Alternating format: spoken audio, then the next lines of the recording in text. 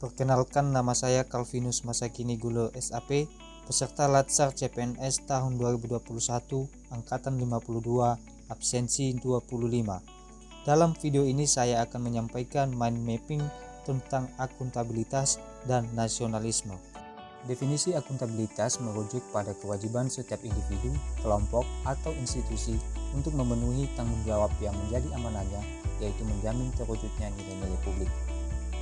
Aspek-aspek akuntabilitas terdiri dari: pertama, akuntabilitas sebagai sebuah hubungan berorientasi pada hasil, memperbaiki kinerja, membutuhkan konsekuensi, dan membutuhkan laporan.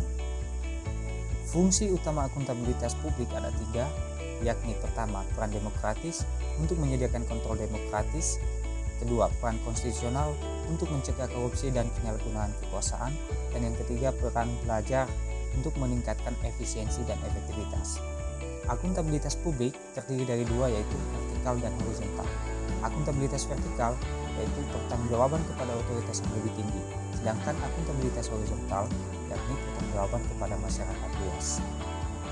Tingkatan akuntabilitas ada 5, yakni akuntabilitas stakeholder, akuntabilitas organisasi, akuntabilitas kelompok, akuntabilitas individu, dan akuntabilitas personal.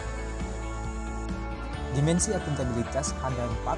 Pertama, akuntabilitas kejujuran dan hukum, akuntabilitas proses, akuntabilitas kebijakan, dan akuntabilitas program. Mekanisme akuntabilitas birokrasi di Indonesia ada 3. Pertama, perencanaan strategis yang dapat dilihat dari RPJP, RPJM, RKP, Renstra, dan SKP. Kedua, kontrak kinerja, dan ketiga, laporan kinerja. Akuntabilitas dalam konteks. Akuntabilitas dalam suatu organisasi dapat dilihat dari transparansi dan akses informasi, praktek kecurangan dan perilaku korup, penggunaan sumber daya milik negara, penyimpanan dan penggunaan data dan informasi pemerintah, dan konflik kepentingan. PNS yang akuntabel adalah PNS yang mampu mengambil pilihan yang tepat ketika terjadi konflik kepentingan, tidak terlibat dalam politik praktis, melayani warga secara adil dan konsisten dalam menjalankan tugas dan fungsinya. Nasionalisme adalah suatu sikap politik dari masyarakat suatu bangsa yang mempunyai kesamaan kebudayaan dan wilayah serta kesamaan cita-cita dan tujuan. Dengan demikian, masyarakat suatu bangsa tersebut merasakan adanya kesetiaan yang mendalam terhadap bangsa itu sendiri.